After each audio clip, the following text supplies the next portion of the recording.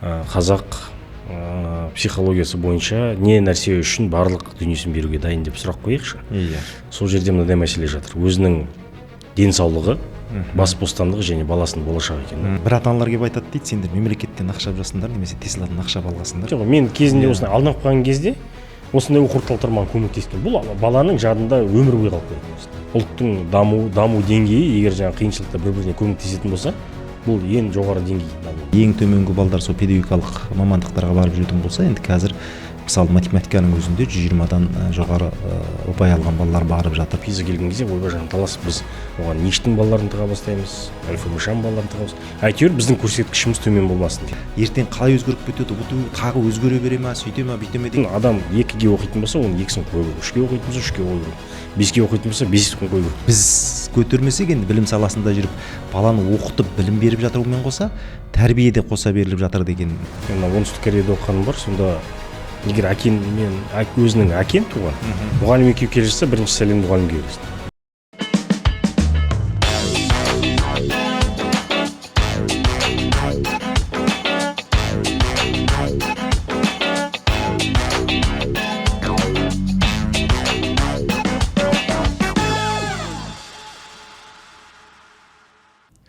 Қайырлы күн құрметті оқырмандар, бізде Ойлайық YouTube каналының кезекті сұхбаты. Бүгін енді қоғамдағы өзекті мәселелердің бірі қозғалады деп ойлаймыз. Енді біздің мақсатымыз, үнемі айтып келе жатырмыз, білімді трендке айландыру. Бүгін бізде қонақта мәжіліс депутаты Олжас Құсбеков мырза. Қош келдіңіз дейміз. Олжас. Енді Олжас мырза депутат болғанға дейін осы білім саласынан алыс емес, көп нәрселерді көрген азаматтардың бірі. Енді өзіміз жақын араласып жүрген азамат ретінде білімнің негізгі сарапшыларының бірі деп өзім айта алатындай азаматтардың бірі. Енді өздеріңізге белгілі соңғы кездерде қандай мәселелер болып жатыр дейміз. Бірінші, жеке мектептерге байланысты шулар көтерілді. Жеке мектептер барлық балаларға берілуге тиісті жан басына қаржыландыруды жеке мектептерге бермей жатыр деген мәселе болды. Жоқ, жеке мектептер мұғалімдердің айлығын бермей жатыр деген мәселе болды. Оның артынан бірден оқу орталықтарына байланысты шу болған жақсы білесіз. Соның ішінде жаңағы кейбір оқу орталықтарды ата-аналардан жылдық, тіпті 2 жылдап, миллиондап, 2 миллиондап ақша алып қойып, ол орталықтар жабылып қалып, не дейміз, бәрібір зиян шеккен ата-ана болды, соның ішінде бала болды деп айтуға болады.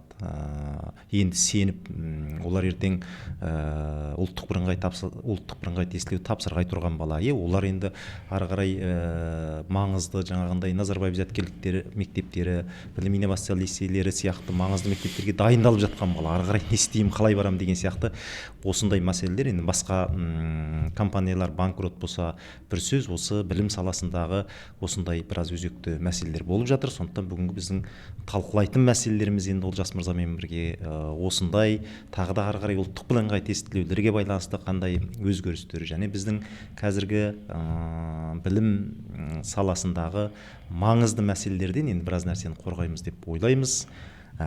Сондықтан міндетті түрде соңына дейін подкастты тыңдаңыздар. Бізді міндетті түрде қолдап жүріңіздер. Жаңа айтылғандай, енді біздің мақсатымыз сол білімді трендке айландыру. Олжас мырза, енді уақытыңызды бөліп келгеніңіз үшін өзіңізге көп рахмет айтамыз. Алғашқы нәрсем сұрағымызды дейміз ба, енді әңгімемізді осы білім саласының қазіргі негізгі жағдайынан бастасақ. Енді өзіңіз депутат болған кездегі негізгі жауапты салаңыз білім болмаса да, білімге енді жанашыр азамат ретінде өте көптеген мәселені қозғап жүрсіз. Өткенде ғана сол орталықтың мәселесі шыққан кезде енді еске сала кету керек, ол Жас Мырза Республика партиясының атынан бүкіл орталықтардың басын қосып ата-аналардың құқығын қорғау мәселесі, сол далада қалған ата-аналарға көмектесу мәселесін қозғады. Соған байланысты енді 400 грант деп мен де бір өзімше адамгершілік істедіміз деп жатырмыз. Сол сіздердің бастамаларыңызбен екенін де еске сала кету керек. Енді өзіңіз қалай? Бірінші содан бастайық. Қазақстанның қазіргі біздің білім жағдайына байланысты көңіліңіз тола ма? Реформалар бірден бірге кетіп жатады. Осы туралы кішігірім көзқарасыңыздан бастасақ. Біріншіден, жақында жаңа Тесладан зардап шеккен ата-ана деп айтып өттіңіз ғой, бала бір дайындалатын. Соған атсалысқан жалпы білім саласында жүрген кәсіпкерлерге үлкен рахмет айтқым келеді, осы эфирді пайдаланып. Өйткені бізден бірден бұл проблеманы көтерген кезде жан-жақтан сіздер бастап гранттар бөле бастадыңыздар. Бұл жалпы біздің қоғамдағы, ол біздің ұлттың қоғамның жаңа дамуының бір көрсеткіші. Величество нации определяется в трудности народа дейді ғой, сондықтан бір халық қиналып қалған кезде, бір кәсіпкеріміз дұрыс жұмыс істемей, банкротқа ұшыраған кезде басқа кәсіпкерлер қолдап кеткен жақсы болды. Екіншіден, мынау сіздің подкастқа келге қуаныштымын, өзім көріп жүретін, анда-санда көріп жүремін осыны, міндетті түрде әртүрлі нәрсе талқыланады, соның ішінде білімді трендке айналу өте үлкен мәселе. Соған өзімше атсалысуға келдім осы жерде эфирге. Енді жалпы білім саласы қазір бір ауыз сөзбен айтқан кезде қандай деңгейде деп айтатын болсақ, әрине сынауға ең оңай сынау, әртүрлі өзі ең көп сыналатын соғыз білім саласы, денсаулық саласы екен. Білім саласы, бір бейістіліктері бар, ешкім білмейтін, мысалы, не жұмыс жасап жатыр. Мен қазір мысалы қорғаныс қауіпсіздік саласында жұмыс істеймін, ол жерде бұдан кем емес, бірақ оның барлығы сыртқа айтылмайды, ол жақтағы проблемалардың барлығы. Бірақ енді білім саласы жалпы қазақ өзінің болмысынан ұлттың болашағы баласына өте қатты уайымдайды. Жалпы айтып өткен кезде енді қазақ психологиясы бойынша не нәрсе үшін барлық дүниесін беруге дайын деп сұрақ қояйықшы. Сол жерде мынадай мәселе жатыр. Өзінің денсаулығы, бас бостандығы және баласының болашағы екен. Осы үшеуі үшін барлығын салады екен. Соның сол тізгіннің үшіншісін ұстап отқан білім саласы бұл қазақты жалпы қатты толғандыратын мәселе. Сондықтан меніңше жаңа ең үлкен сынға да түседі, ең үлкен талқылауға түсетін де осы жер.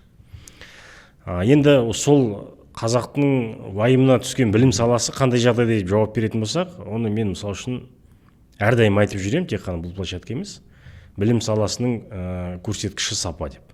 Білім көрсеткіші сапа деп айтсақ, онда мен мынандай тенденция байқап келетім. Осы тәуелсіздігіміз алған 33 жылда бізде екінші жылға қалған балалардың көрсеткіші жоқ атымен. Есіңізде болса, второгодник деп айтатын еді. Менің бала кезімде болған, біздің класста соңғы партада, мысалы үшін былтырдан оқу үлгерімі төмен, жаңа бағдарламаны меңгермеген балалар келесі сыныпқа қалып отыратын. Ондай тенденция болатын. Ауылдық мектепте де, қалалық мектепте де болып тұратын. Бірақ қазір ол көрсеткішіміз жоқ. Ол не деген нәрсе? Қандай көрсеткіш? Мысалы үшін бәріміз бірден дарынды болып кеткен жоқпыз. Ол табиғаттың жаратылысынан болатын нәрсе, адамзаттың білімді қабылдау әртүрлі болады. Біреу жасына қарай, біреу жасынан озат болады деген сияқты. Бұл жерде де бір табиғаттың өзінің сондай бір жаратылысынан пайда болатын нәрсе. Енді ол балалар жоқ болып кеткен жоқ, бәріміз дарынды болып кеткен жоқпыз бірден. Бұл жерде білім жүйесінің бағалау жүйесі дұрыс емес. Мысалы үшін жаңағыдай балалар бар болып тұрса да, оларға 2-нің орнына 3 қояды да келесі сыныпқа ауыстыратын болады. Сөйтіп ол 11 сыныпты жаңағыдай сүзіп өтеді да, ертең университетке түседі. Бұл жерде мен оларға ешқандай қарсылығым жоқ, бірақ білім жүйесіндегі бұл проблеманың көрсеткіші. Бұл ауруын жасырған өледі дейді қазақта, бұл ауруды біз жасырып келеміз. Егер біз бағалауды дұрыстамасақ, бұл бағалаудан негізі жалпы ішкі бағалау бар, сыртқы бағалау жүйесінде үлкен бір олқылық бар. Бұл біз бұны бір дұрыс деңгейге төрге отырғызбағанша бұл білім саласының критикасы да бітпейді, білім саласының жалпы ішіндегі проблемасы да бітпейді. Егер мысалы үшін адам 2-ге оқитын болса, оның 2-сін қою керек, 3-ге оқитын болса 3-ге қою керек, 5-ге оқитын болса 5-сін қою керек деген сияқты. Бірақ мүмкін мен ескі бағалау жүйесімен айтып жатқан шығармын, бірақ сол 5 деңгейлі бағалау жүйесімен сөйтіп таңдаған кезде ол солай болу керек. Өйткені біз оны қазір өтірік үшті қойып құлақтан сүйреп ары қарай алып кететін болған, бірақ ол ертең өмірінде не адам бақытсыз болады, немесе психологиялық тұрғыдан бір ауытқулар болады, оның барлығы бір өтірікке алып келеді. Біз оны ол жерде тек қана өзімізді ғана алдап емес, қоғамды да алдап, сол баланы да алдап келеміз да. Енді бұл жерде баланың құқығы деп шетелдік жаңағы білім беру стандарттары деп сол нәрсеге кетіп қалғанымыз жоқ па бізде? Өте қатты кетіп қалдық, өйткені бір білім саласында тек қана көрсеткішке жұмыс істеп жатқан сияқты да. Иә, екінші бағалау мәселесін өте дұрыс айтып отырсыз. Енді мына ішкі бағалау, сыртқы бағалау деп жатырмыз ғой. Осының ішінде жаңағы сөзіңізге өте келісем, бізде тәуелсіз бағалау деген бір өте жоқ нәрсе сияқты. Енді мен оны айтып жатқаным, енді біз Қытайда білім алып, өзім 10 жыл сол жақта енді мұғалім болдым ғой. Сол жерде бізде мындай нәрсе болды. Жаңағы тәуелсіз бағалау дегенді айтып жатқаным, мысалы жарты жылдықты аяқтаған кезде кәдімгі жоғарыдан бізде жаңағы емтихан сұрақтары келеді. Сосын бір жылдықты аяқтаған кезде тура сондай емтихан сұрақтары келеді.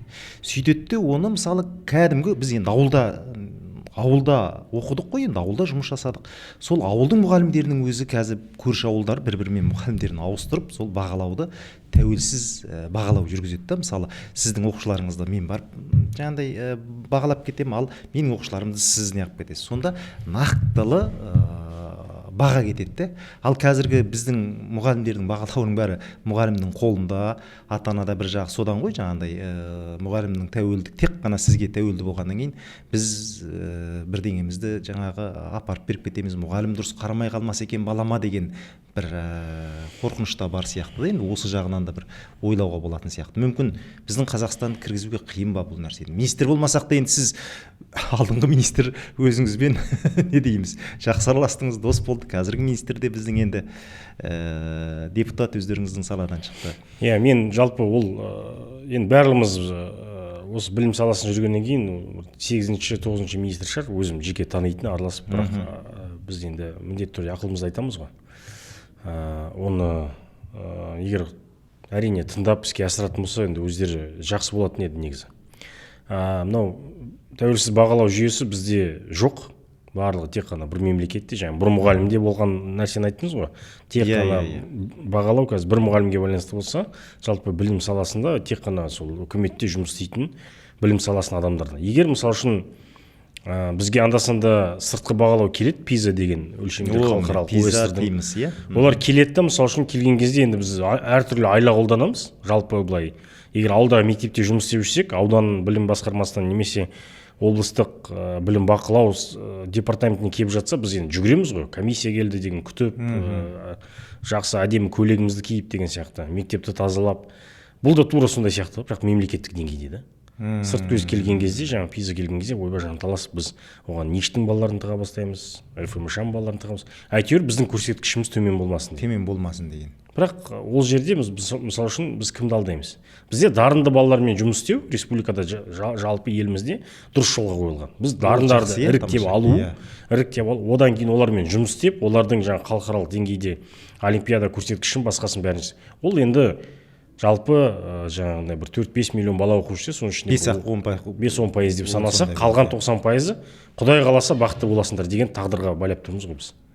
Жалпы егер біз жаңа сізді Қытайда айтып өттіңіз, егер біз болашақта прогрессивті ұлт боламыз десек, онда мына 90% ойлауымыз керек. Өйткені мына 10% олар туған кезінде бақытты болып туған балалар ғой. Олардың бағы бар, олардың дарыны бар, олар онсыз да шығады. Біз оның қанша жағдай жасасақ та жасамасақ та ол бір күні атып шығатын балалар. Ол табиғи жаратылыс. Ал мына 90% балалармен істейміз. Егер біз ұлт ретінде жаһандық жарыста конкурент ұлт боламыз десек, онда мына 90%-мен жұмыс істеу. Жаңа Қытай дұрыс деңгейге соны қойып отыр. Жалпы Қытай 90-шы жылдары мұғалімнің реформасынан бастады ғой. Мұғалімдерді дайындады. Мұғалімдерді мықты қылып дайындады, соны жан-жаққа жіберді. Сол мұғалімдер, сол технократ буынды дайындап, қазір экономиканы басқарып отқан азаматтар солар. Әр деңгейде бір түсінік, біз ұлтпыз, біз жұмыс істеуіміз керек, жаһандық жарыста бірінші орында иемденуіміз керек. Сонда идеологияны сіңіре алды да 20-30 жылда. Сол идеология арқылы қазір сол енді көріп отырмыз, ел дүние жүзінде екінші экономика болды. Біз енді басқаны мынау демей, сол көршімізден де үйренетін біраз нәрсе болып тұр ғой. Жаңа PISA-ға байланысты енді ең жоғары шығатын Сингапур ғой. былтыр біз бір топ маманмен бірге жаңағы мамандарымызды алып сол Сингапурдың тәжірибесін алып келейік деп 38 адамды апарып келдік. Сол кезде бір қызық жағдай, жаңағындай олар айтады, біз пизза деп арнайы дайындамаймыз дейді да. Енді көп елдің деңгейі болып тұр ғой, пиззаға арнайы дайындамайды, олар өзі сол білім беру сапасынан солай шығып жатыр деген сияқты әңгіме болып тұр ғой. Бізде керісінше сол ойбай пиззаға дайындап беріңізші, дайындаңызшы деген әңгімелерден. Өйткені біздің санамызда отыр, жаңа ауылдағы мектеп сырттан комиссия келеді, соған дайындалады. Біз тура солай ел деңгейінде жаңа пизза келеді деп сырттан комиссия келгендей бізді тексеруге соған дайындаламыз да. Жалпы сол түсініктен келу керек. Қалай бар, солай бар. Ауруды жасырмау керек. Иә. Біз өтірік ол жерге дарынды балалар тығып, ертең халықаралық деңгейде әдемі көрінгенмен, бірақ бізде жаңағындай денемізде қотыр басып кеткен жерлеріміз бар. Оны емдеуіміз керек. Бетімізді әдемі қылып бояп қойғанмен, ар жағында біздің денемізде проблема бар. Оны емдеуіміз керек. Ол жаңа 90% балалардың пиззаның сыртында қалып жатқан ауылдағы балалар, жаңағы малокомплектный мектепте оқитын балалардың деңгейіне отыр. Ешкім қарап жатқан жоқ та оны. Сондықтан бұл жерде енді жалпы былай мүмкін бір интерактив тақта іліп, кішкене былай көңіл бөліп жатқан шығар. Бірақ жалпы деген ғой, жүйелі түрде біз 90% балалармен соларды бір дұрыс деңгейге шығаруға жұмыс істеп жатқан жоқпыз. Қалай жұмыс істейміз енді, әңгіме болып тұрған? Бірінші бағалау жүйесіне бастау. Біз жаңағындай бұл былай ғой, егер біз организмге дұрыс диагностика қоймай емдей бастасақ, ол еміміз дұрыс болмайды. Диагностиканы жасауымыз керек, бұл бағалау жүйесі. Іштен, сырттан жаңағы мұғалім алмасу арқылы дұрыс бағалап, біздің біліміміз, 15 жасар балаларымыздың білімі қай деңгейде жатыр, соны нақтылап анықтауымыз. Ол жаңа пиззаның жайдан жай ойлап тапқан нәрсе емес, үлкен ғылымдардың зерттеулері бар, дәлелі бар, соның арқасында пайда болған нәрсе. Сондықтан бұл 15 жасар балаларымыз қай жерде, қандай деңгейде отыр, ол біздің жалпы білім саласының көрсеткіші болады. Содан ары қарай тарқатып, мұғалімдер қандай деңгейде, мектептің материалдық базасы қандай деңгейде, психологиялық жағдай қандай деңгейде, әке-шешесі қандай деңгейде, барлығын тарқата беруге болады. Соны жалпы біз ешкімді алдамай, өзіміз нақты диагноз жасап алуымыз керек. Диагнозды дұрыс қойғаннан кейін оның ар жағында емдеу протоколы барлығына анық. Оны істеуге болады. Бірақ біз өзіміз үшін де жаңағы көрсеткішті өтірік шығарып отырмыз ғой. Иә. Енді жаңа басында да айтып жатсыз, өте дұрыс нәрсе болып тұр ғой. Енді ең бір пікірде көп айтылатын, жаңа неғылатын сала осы білім саласы деп жатырмыз. Бірақ бізде қолды байлайтын тағы бір нәрсе бар. Енді мен байқап жүрген нәрсем, бізге батыл реформалар, енді біз сырттан бүйтіп айта беретін шығармыз енді өзіміз болмағаннан кейін. Бірақ батыл реформаларға келген кезде жаңа халық не дейді, сөйтіп айтып қала ма, бүйтіп айтып қала ма деген қорқыныштан бір кейбір нәрселерге қадам жасай алмайтын сияқтымыз. Енді жаңағындай ғой, енді мысалы қандай мәселелер, анау алгебра геометрияны біріктіру деген, мен соны айтып жүрем, оған барып ана химия, биология, физика қосылып кетті де, сонымен даудың бәрі ана жаққа кетіп қалды, мына жақта алгебра геометрия жаңағы көлеңкеде қалып қойды деген сияқты да мысалы. Ал сол сияқты біз әлемдік тәжірибелерді қолданып кейбір енді өзіміздің қазақстандық жүйеге сәйкестендіріп бір батыл қадам жасайық десек, жаңағы сияқты анау не дейді, мынау не дейді, халық не дейді, ойбай мемлекеттік мекемелердің көбін қарап отырсам сол сияқты, ойбай жаңа халық тыныш отырсын, шуламасын, айтпасын, үндемейтін десін деген сияқты болатын сияқты. Бұл жерде халықтың шулау деген жалпы қазір қорғаныс қауіпсіздік саласында жүргесін, халықтың шулаудың екі нәрсесі бар да. Біріншіден оны сырттан біреу қоздырады, шулату үшін. Жалпы сондай күштер шулату үшін, өйткені елдің, мысалы үшін біздің елдің реформа жасап дамып ертең біреуден озып кету ешкімге қызық емес. Сыртқы күштер де болады деп. Сыртқы күштер де болады, оны қоздыратын әрине. Одан кейін ішкі күштер де болады. Ішкі күштер дегеніміз жалпы министрліктің бір реформасына қарсы бір топтар болуы мүмкін. Сондай өз іштен өз конкуренция болуы мүмкін сондай нәрсеге. Жалпы оның ішінен жаңағы нақты эксперттердің айтқанын сүзіп алуға оған да бір білім керек сияқты. Оны жалпы бір аналитикалық орталықтар айналысу керек. Талқылау негізі болу керек, бұл демократияның бір көрсеткіші, талқылау болу керек, бірақ қарсыластық болмау керек. Талқылау арқасында біз талқылау керек, және түсіндіру керек қой бұны. Түсіндіру керек, талқылау керек. Мысалы үшін математиктер дайындайтын мектептер бар, классикалық, біздің Жаутиков атындағы басқа мектептер. Оларда қалай болады ол реформа? Мысалы жалпы егер біз математика ғылымына егер жалпы бұл кері әсерін тигізетін нәрсе ма жоқ па, сол жағын қарауымыз керек.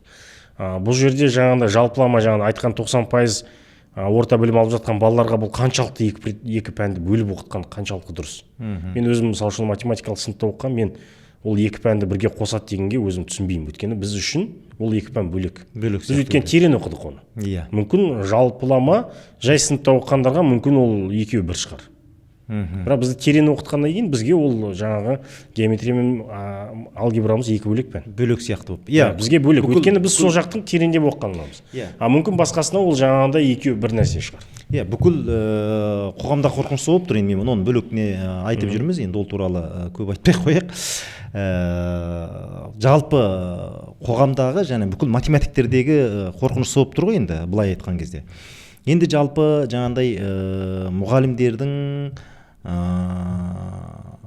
енді кезінде өздеріңіз білесіздер, сол ненің басы-қасында болғанның бірі өзіңіз болдыңыз ғой. Енді мысалы жаңағы алғашқы анау бір камера бір адам деген кезінде ұлттық бірыңғай тестілеуге телефонмен көшіріп не қылғаннан кейін енді не сияқты сапасыз балалар кетті, содан білім реформаларының ішінде маған енді қатты ұнағаны сол 2017 болды, 16-та болды ма, ана алғашқы ұлттық бірыңғай тестілеу өзгерту енгізілді, содан кейін жаңағы камерамен тапсыратын бақылауды енгізді, тәуелсіз жаңағы немен бірден не жасайтын.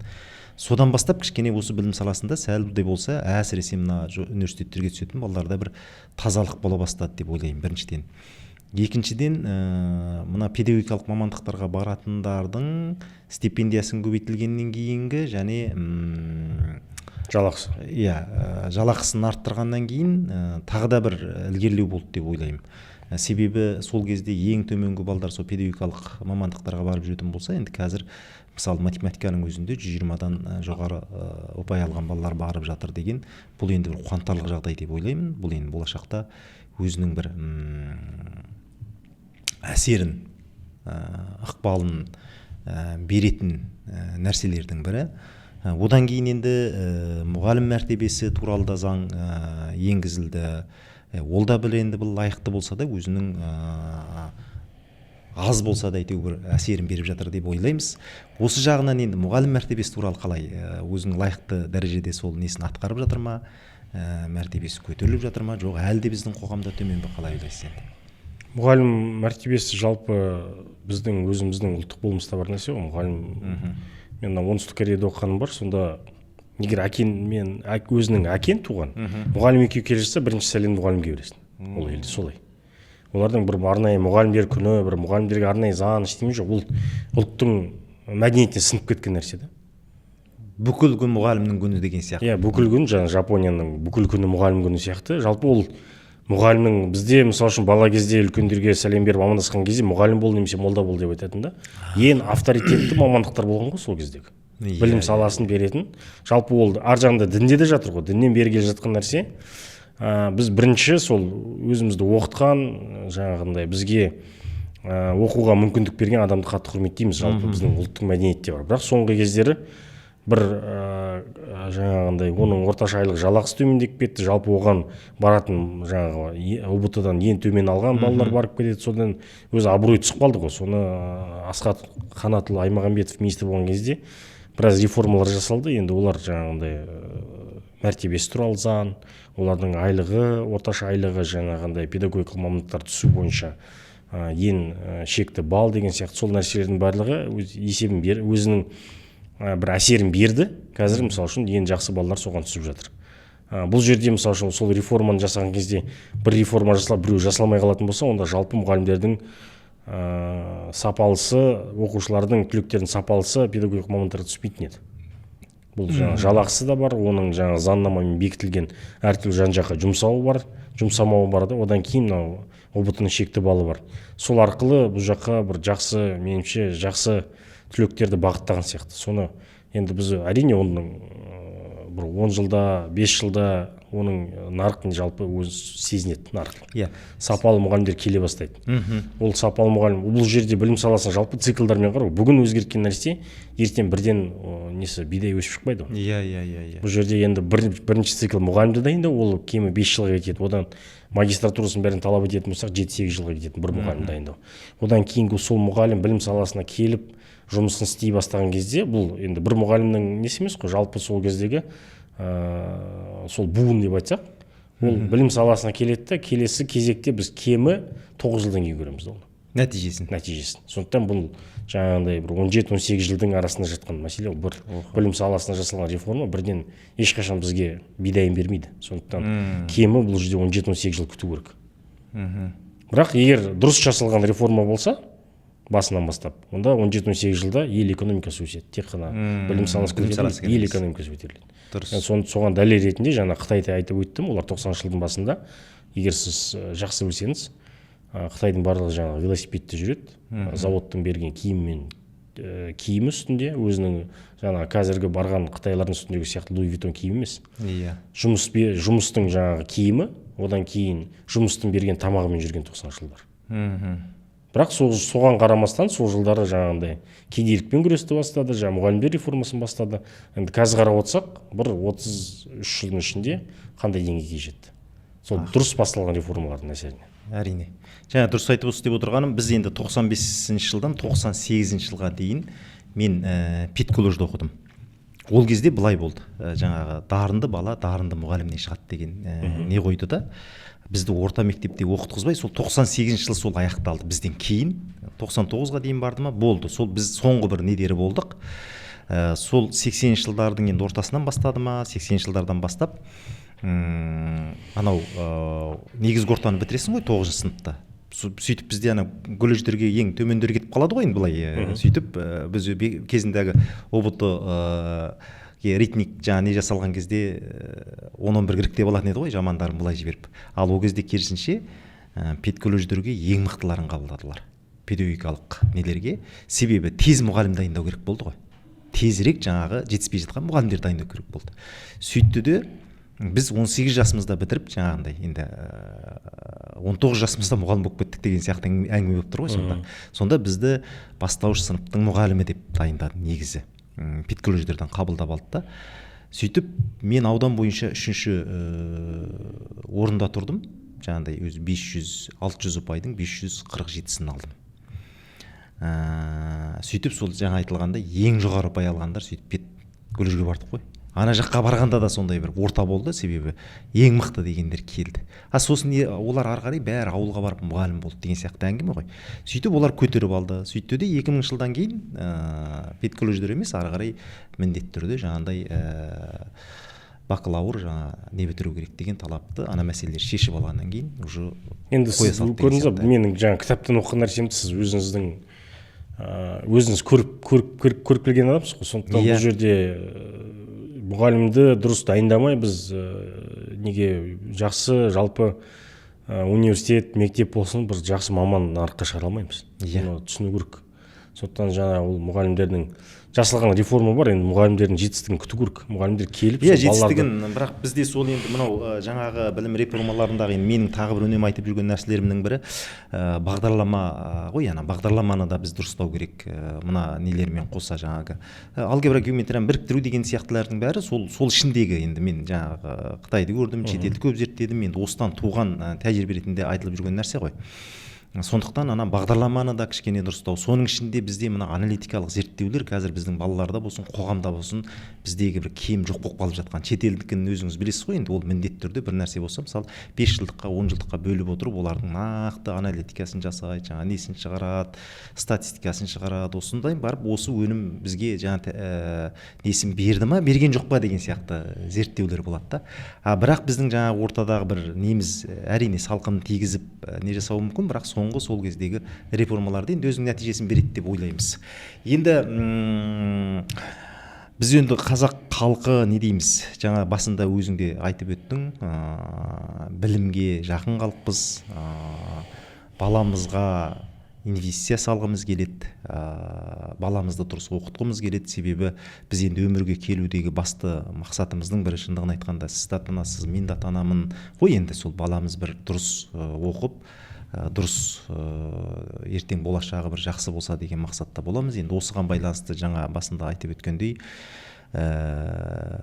Тесланың мәселесін айтып өттіңіз. Енді ол ғана емес, біраз орталықтарда сондай мәселе болып жатқанын, өткенде мен Қазақстан ұлттық телеарнасы шақырып сол жерге барсам, біраз ата-ана келіпті. Жаңағыдай тек қана сол орталықтар емес, басқа да сөйтіп ақшасын алып қойып, жабылып қалып, кейін сондай зардап шеккен біраз ата-аналар сол жерде көрдік. Енді өзімізде жаңа жеке білім беру орталықтарымыз бар, мектептеріміз бар. Енді біреудің көзін шұқып, біреудің несін алайық деп отырғанымыз жоқ. Бірақ бұл жерде енді өздеріңіз көтеріп жүрген мәселелердің бірі осы ата-аналардың құқығын қорғау және әлемдік тәжірибелерді қолдану деген мәселелерді айтып жүрсіздер. Енді осы жағынан ойыңыз қандай? Ары қарай біз ата-аналардың сөйтіп шырылдатып қойып сондай мәселелер жалғаса бере ме, жоқ бір жаңа айтылып жатқандай бір бізге де соны реттейтін бір жеке ұйымдар керек па? Сол жақтарынан енді өзіңіз бір ойыңызды айта кетсеңіз. Жалпы қай сала болмасын, бір әй дейтін әже, қой дейтін қожа болу керек та. Бір би болу керек. Өйткені жалпы біздің тағы да психологиямыз қарайтын болсақ, бізге бір би керек, соның ар жағына ертең біреуді ренжіткен болса, біреуге барып мұнын айтып, басындағы проблеманы шешіп алу керек. Кезіндегі Құнанбай сияқты бір болыс болу керек та, барып осындай проблемамыз бар деп алдына барып салу керек.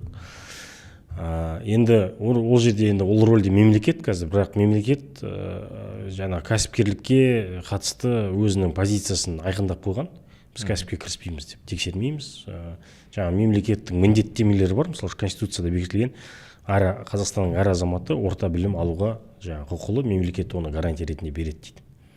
Сондықтан 11 жыл білім заңында бекітілген 11 жылы бар, оның ішіне колледжде кіреді. Соны мемлекет гарантия ретінде береді. Соны қадағалайды. Оны оқытуға міндетті? Міндетті және гарантия ретінде береді, иә. Ал оның сыртында жүріп жатқан шаруа ғой. Иә, міне. Бұл таза кәсіпкерлік. Жалпы кәсіпкерлікте қарайтын болсақ, енді әртүрлі салада жұмыс істеп жатыр ғой. Біреуіне ерте басталды кәсіпкерлік, біреуіне кеш басталды. Банкротқа ұшырау деген бір норма жағдай. Мысалы үшін жалпы адамзаттың ішінде біреу туып, біреу кетіп жатса, бұл заңдылық қой, табиғаттың заңдылығы. Тура осындай да.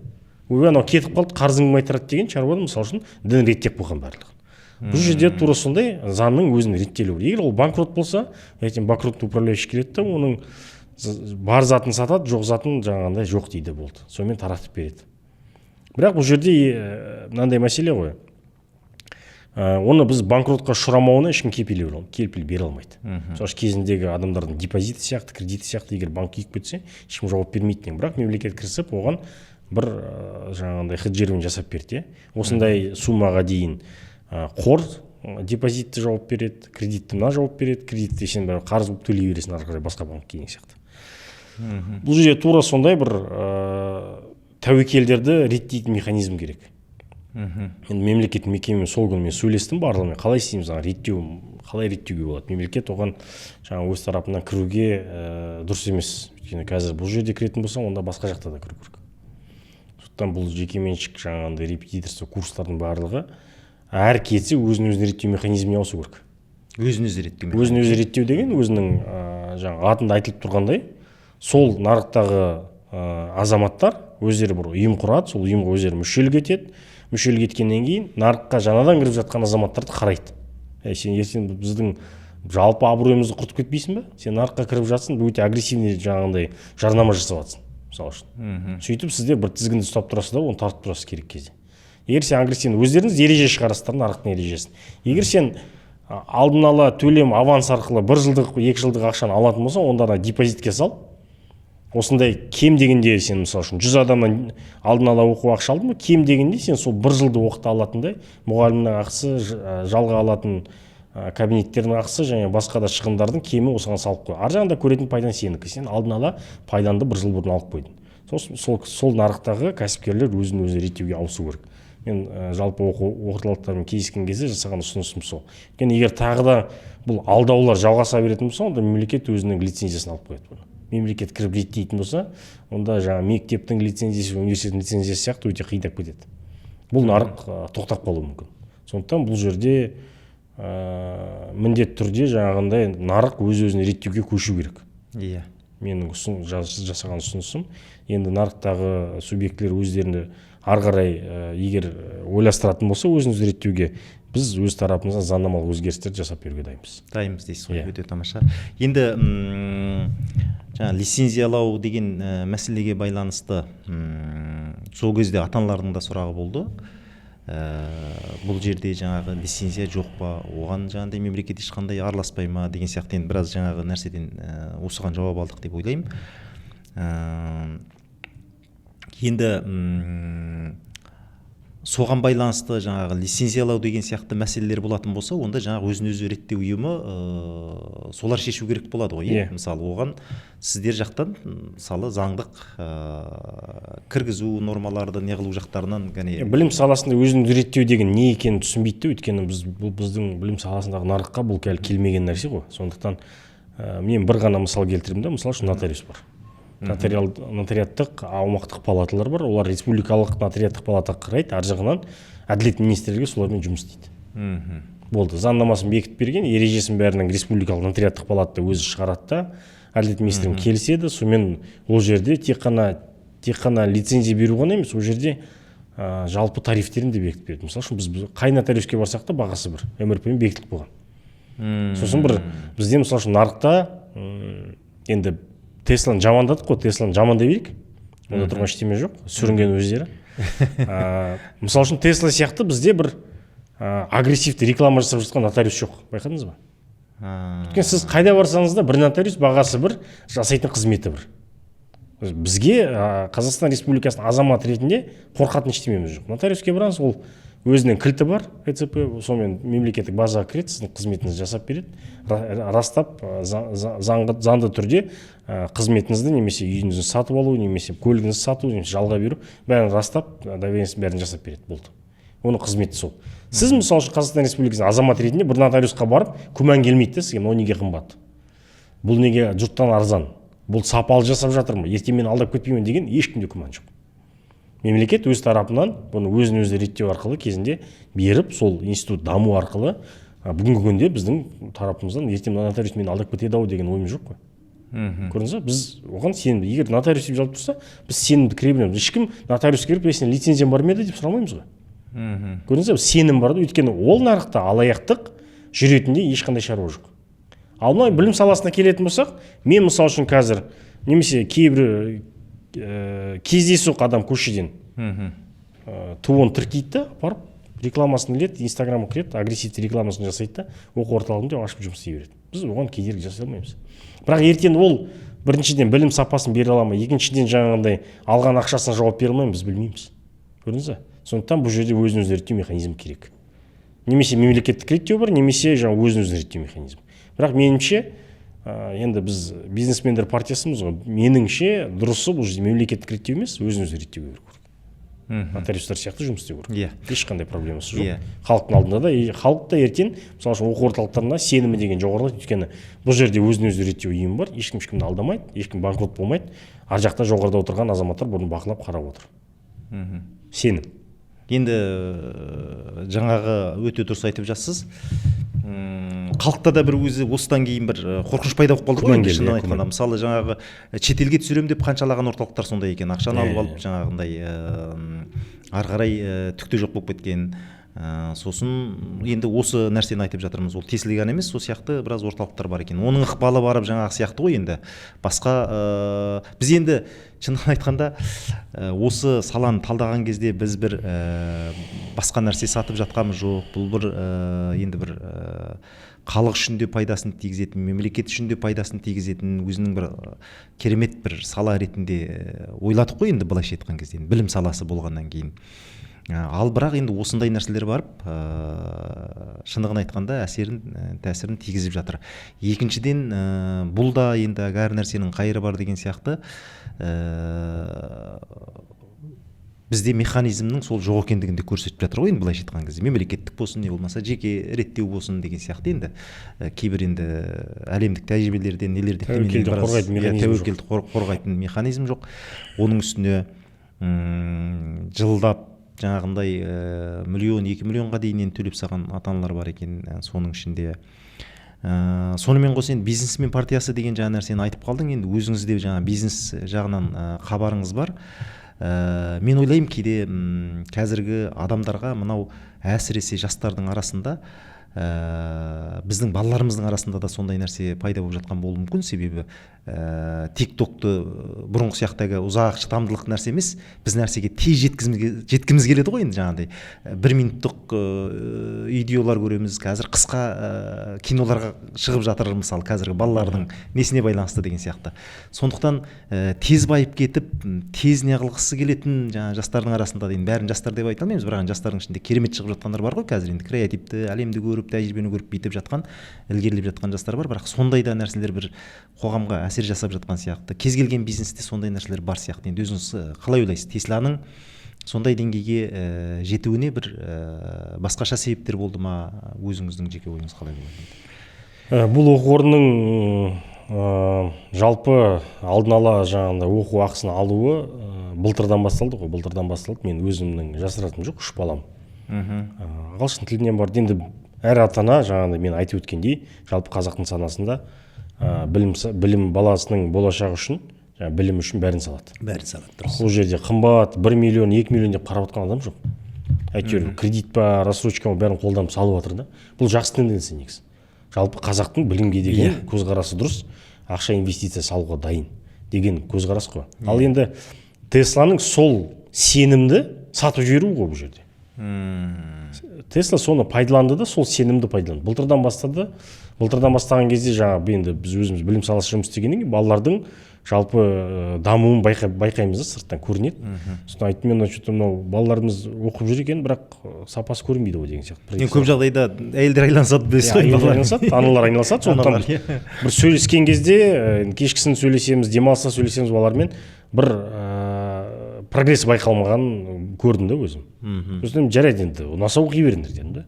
Онда тұрған ештеме жоқ. Бұл жерде бәрібір енді 10 рет айтылған сөз бір қайталанса әйтеуір ойында қалады ғой. Сондықтан ешқандай білім саласынан ешқандай кемшілік көрмейді бұл балалар.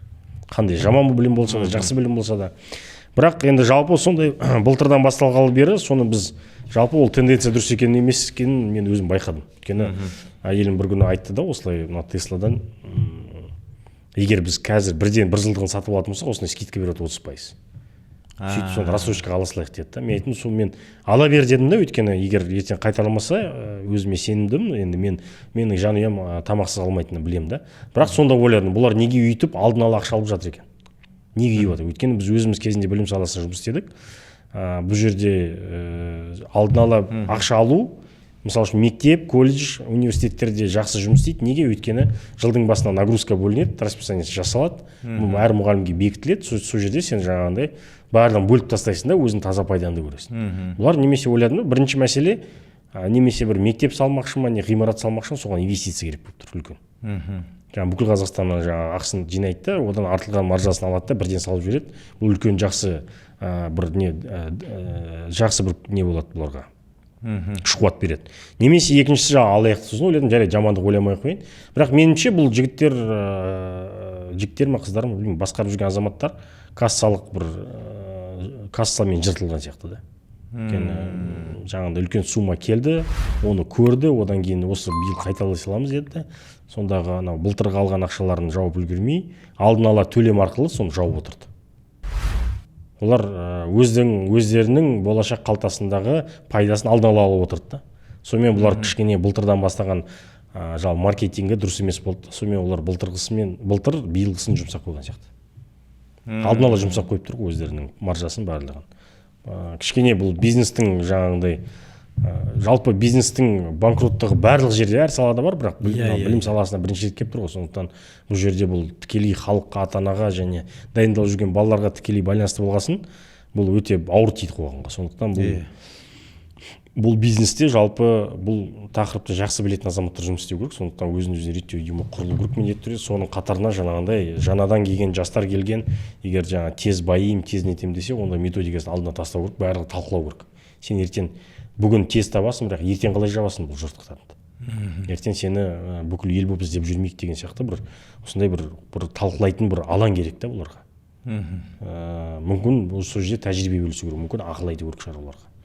Жалпы бұл өзін өзі реттеу көп елде дамыған.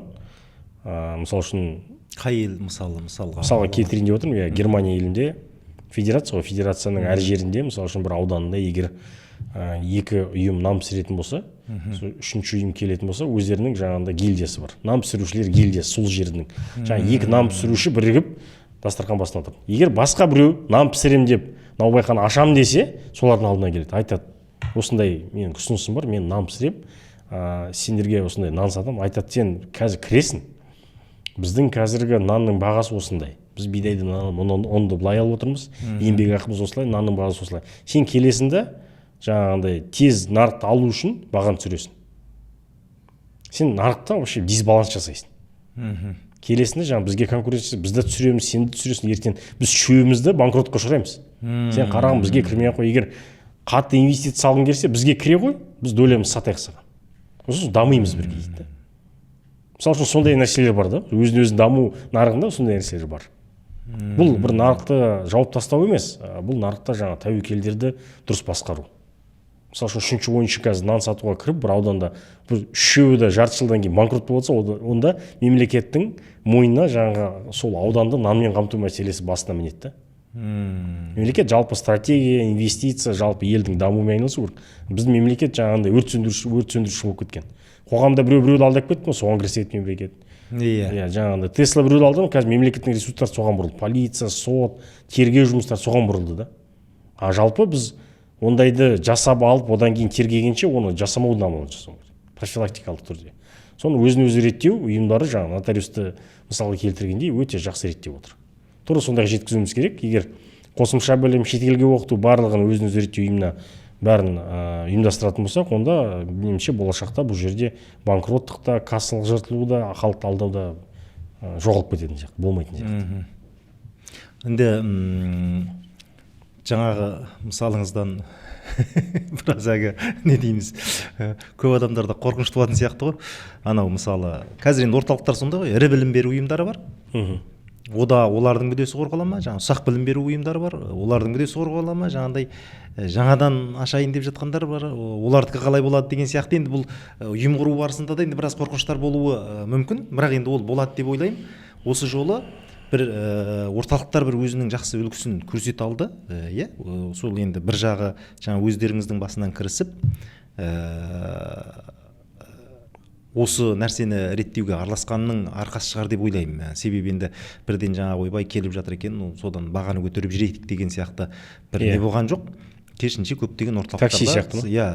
Жер сілкініп жатқанда бағасын көтереді. Сөйтіп жіберді деген әңгіме болған жоқ. Бірден енді біздің өзіміз жаңағыдай 400 грант бөлдік. Сол 400 грантты бөлгенде қызық жағдай болды бұл жеке. Сіз естіңіз бе, естіген жоқсыз ба? Бір ата-аналар келіп айтады дейді, сендер мемлекеттен ақша жасыңдар, немесе Тесладан ақша алғасыңдар, короче. Ол әңгіме маған да айтты, сен ақшамызды Теслаға қатысың бар, сондықтан сен жаңағындай бұл жанталасып көмектесіп жатсың. Мен сіздерді де жақсы танимын, өзім ақталмай ақ қояйын, дұрыс емес шығар. Қоғам өзі бағасын беріп жатыр, бірақ жалпы бұл мен басын айтып өткендей, қоғам ұлттың даму деңгейі егер жаңа қиыншылықта бір-біріне көмектесетін болса, бұл ең жоғары деңгей дамуы. Біздің қоғам жақсы дамып келе жатыр деген сөз. Ал егер мысалы үшін жаңа кейбір таксилер жаңа жер сілкініп жатқанда бағасын 3 есе шарықтатып көтеріп жүрген, бұл дамымаған қоғамның шаруасы да. Сондықтан бұл жерде әрине егер түк істемесек, онда сізге де бізге де ешкім ешқандай сын да айтпайтын, мақтау да айтпайтын. Бірақ анау бірдеме істеген адам міндетті түрде талқыға түседі. Сондықтан меніңше енді сауабы мол, бірақ істегеннен қайтпау керек. Бұл жерде андай 400 баланыкін енді былай есептейтін адам шындығын айтқан кезде енді жаңағы миллион деп жатырмыз, енді 300 миллионның үстінде қаражат деген енді оңай емес қой енді барлық неге алған кезде мысалы. Ол баланың орнын иелейді, жаңа не қылады деген сияқты.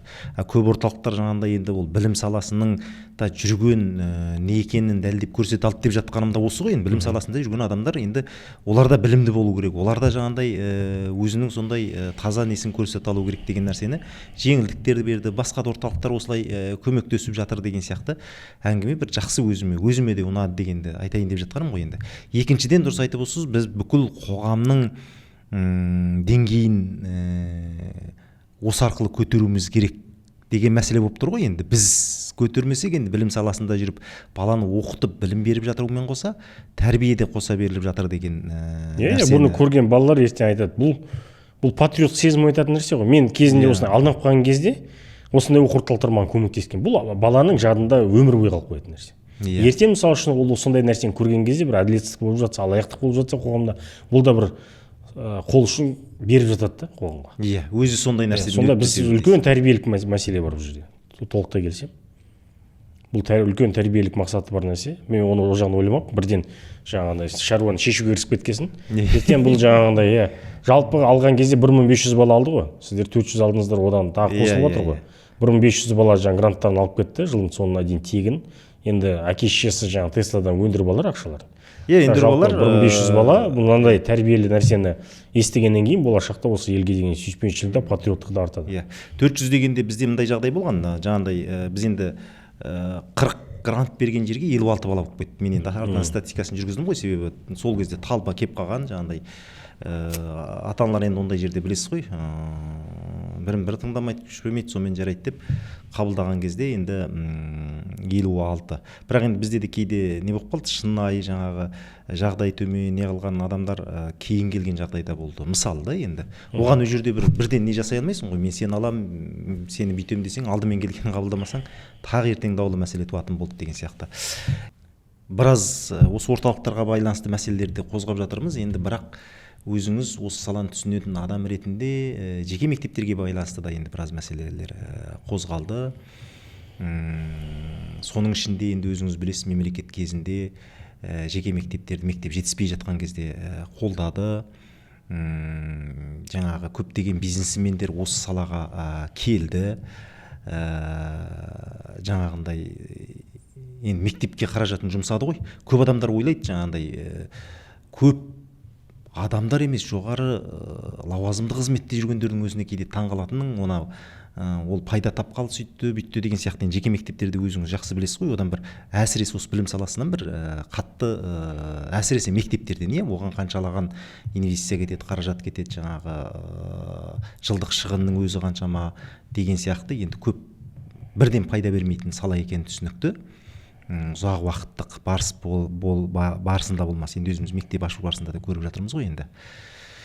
Соған байланысты мына жан басына қаржыландыру деген енді барлық балаларға берілуге тиісті қаражаттардың кешеуілдеп қалуы, сосын мына салған құрылыстарына байланысты строительство дейміз ғой енді. Соны кезінде мемлекеттен 8 жылға беріледі деп қазір тоқтап қалып жатқан жағдайлар бар. Осы жағынан қалай ойлайсың? Заң жүзінде бұл берілмеу керек деген нақты не жоқ қой? Себебі мен күні кеше ғана енді өзімізбен жаңа партнер болып жүрген кісілердің біраз жерге барып неғып жатқанын көріп жатырмын да.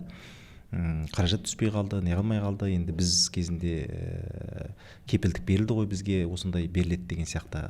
Соған байланысты ойыңыз қалай енді? Заңда берілмеу керек деген ешқандай не жоқ қой? Мектептердің жалпы жағдай проблемасы бар қазір енді, әрине. Бұл жерде мемлекет сол кезде мысалы үшін нарыққа берді мүмкіндіктің барлығын. Бұл балабақша. Сіздерде мысалы үшін қазір болып жатқан жағдай осыдан 1 жыл бұрын балабақшада басталды. Балабақшада басталды, иә? Балабақшада басталды. Жаңағы ғимараттар сәйкес келмесе, жаңағыдай жауып деген сияқты оған ақшасын бермей. Ғимараттардың жаңағы нақты мақсаты жаңағы балабақша болу керек деген сияқты. Ондай көптеген бүкіл сол өгізге туған күн бұл жерде керісінше болды әрине. Өгізге туған күн бұзауға да келді. Бұзауға келген күн кеше бүгін мектептерге келіп тұр ғой. Өгіздерге кейін келіп жатыр. Өгізге кейін келіп жатыр.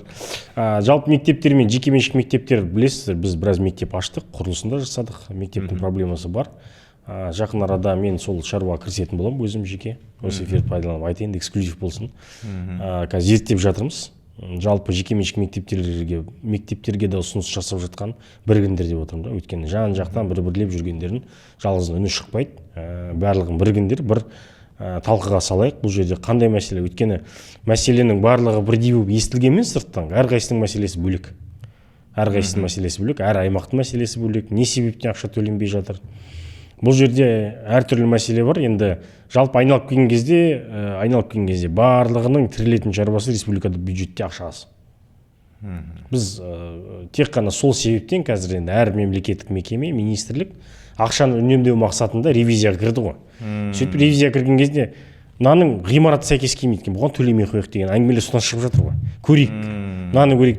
Ертең бұл жерде кім қатты шулайды, соның ар жағында бұған тиіспей қояйық, сұрау жоқтардан ақшасын бермей қояйық деген жағдайға келтіріліп тұр ғой. Сондықтан айтып отырмын, бұл жерде барлықтарын біргіндер, келіндер сөйлесейік, барлығын проблемаларын естейік, соны ранжировать етейік. Бұл жерде әр мәселе әртүрлі қарап, әр аймаққа байланысты, мектепке байланысты, мектептің деңгейлері әртүрлі, жаңа біреу хай-скул болса, біреу бастауыш мектеп ашып жатыр. Соның барлығын біз қазір саралап қарауымыз керек. Саралап қарағаннан кейін әрине міндетті түрде өзім бір площадка ұйымдастырып, мектептермен жалпы мемлекеттік мекеме арасында диалогты жалғастыруға ары қарай.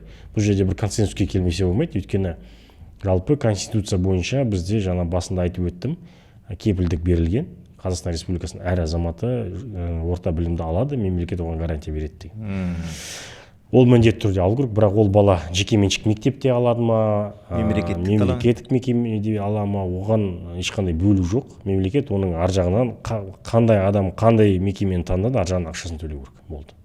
Әр бала басына бөлінетін қаржы жүру керек баланың дейсің. Ол логиканы түсіну үшін, сол логиканы түсіну үшін қазір жекеменшік мектептерде бізге ақша болашақта бермейді, өйткені мына балаларды біз қазір не істейміз деген сияқты. Сен ол баланы қабылдадың ба, сенде мемлекеттік лицензия бар ма, сен оны 11-ші сыныпқа дейін шығарып салу керексің.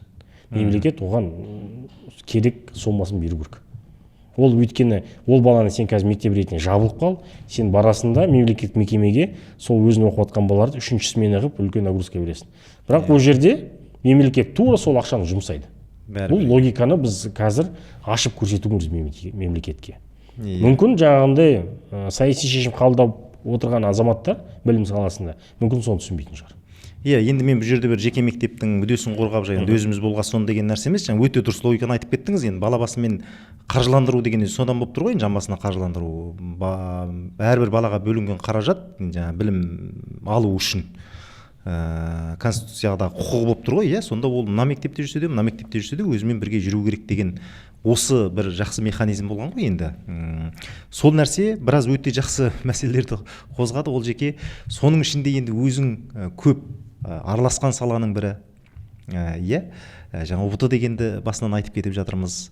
Өткенде ғана мен енді тестілеу орталығының қазіргі директорымен шақырып, ол кісі мені кезігіп біраз ұсыныс пікірлерімді сұрады. Алғашқы жаңағы қазіргі мынау формат кіргелі 2016-тан басталды ма? Сол 2016-тан басталды.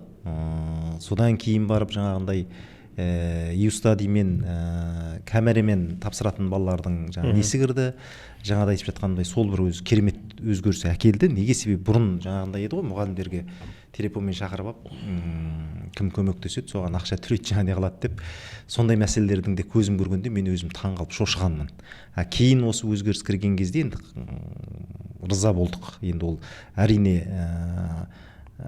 ішінара енді қулық істеп сол камераның өзін алдып кетіп жататын жағдайлар әрине болып жатты, енді ол пікірлер де болып жатты деген сияқты. Өздерің де басы қасында жүріп соны көрдіңдер. Енді келесі бір өзгеріс келеді деген сөз бар. Президентіміз енді Қасым-Жомарт Кемел Тоқаев ақш-қа барған кезде де енді маңызды керемет жаңағындай ATS па? Сондай бір ATS Global, сол компаниямен біздің министріміз Саясат Нұрбектің кездесулері болды деген сияқты. Қалай ойлайсыз енді ары қарай осы тестілеу жағында бір өзгерістер бола ма? Сол әлемдік тәжірибелерге бізде көшеміз бе? Енді өзіңіз бізге қарағанда көбірек хабарыңыз бар шығар деп ойлап жатқанбыз. Сол тарихқа жаңа үніліп қарадық қой, енді жалпы көршілерге қарағанда көршілерде егі бар, мысал үшін, солтүстік көршімізде, шығыстағы көршімізде Гаукау бар. Гаукау, ешқайсы компьютерге ауыса алмады әлі күнге дейін қағазды өткізеді. Міне, дұрыс. Жалпы біздің Қазақстанның негізі үлкен көрсеткіші, жетістігі. Бірақ онымен қоса жаңағындай жалпы адамзаттан айла аспаған деп айтады ғой қазағымыз. Енді мен сол кезде күшті құрылымдармен, үлкен кісілермен біраз сөйлесіп жүргенде, мынау алдап жатыр бізді, мына жерден ұстаймыз, мынау ұстаймыз.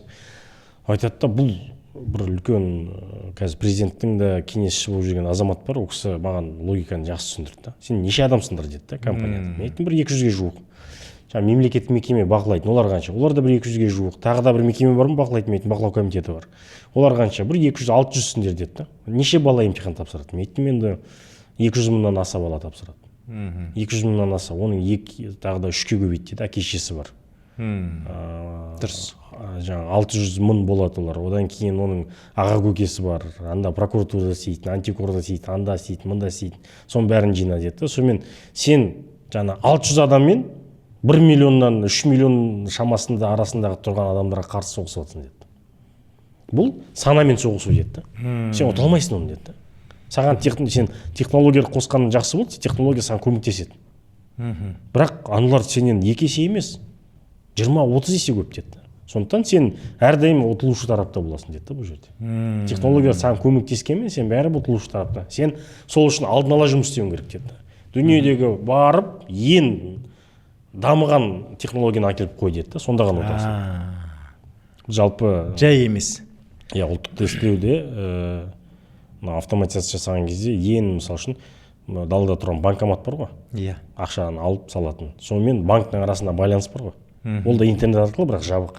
Біз сол технология жеткіздік қой. Банк мысалы үшін ақшасын қорғау мақсатында бүкіл жаңа технологияны салады осы жерге. Иә. Біз одан ақша ұрлай алмаймыз мысалы үшін. Банкомат далада тұр, бірақ ешкім қорықпайды да оны ұрлап кететін. Қаншама қыруар ақша жатыр ішінде. Тура солай білімді банкомат ретінде ол көріп болды да. Біздің әр отырған адамның отыратын жері бізге банкомат ретінде көрінді. Сонымен ұлттық тестілеу орталығының арасындағы серверді біз жоғары деңгейде технологиямен жабу керек болды. Біз соған жеткіздік қой сол кезде. Өте тамаша. Өте тамаша, иә. Бірақ мына көршілеріміз оған жете алмады. Жоқ, оны ашық айту керек. Бұл жердегі кімнің бұл елдің жетістігі. Жапония насып етті, интернетіміз деп айтты деген сияқты әңгіме емес. Бұл жердегі расында көршілеріміз деп жаңағындай енді ойбай технология бүкіл нәрсені үйренуіміз керек деп жатқан Қытай. Дұрыс. Олар да дұрыс әлі күнге дейін қағаз. Ол гау-гау дегенменен біз енді елдікін әгі біреудікін не деп айшу өтшек қыздай көретін деуші мек.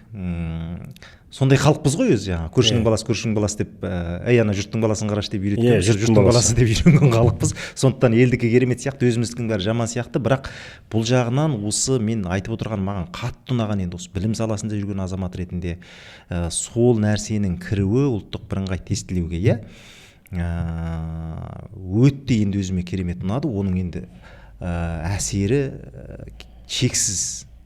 Енді бұл академиялық адалдық, мәдениет, ол жерде көп нәрсе. Көп нәрсе. Соның басы қасында жүрген азамат ретінде міне Олжас мырза мақтауға татитындай сол білім саласында сол өзгерістердің басы қасында болған, сол техниканы әрбір компьютерді әрбір өңірге дейін жеткізіп, әр өңірде соның жауапты азаматтарын тағайындап, сол дәрежеге жұмыс жасаған азаматтардың бір ретінде енді бізде мақтан тұтамыз. Сондықтан да енді бүгінгі сұхбатты айтып жатқанымыз ғой, енді білім саласынан алыс емессіз, осы жағынан көп жұмыс жасадыңыз деп жатқанымыз.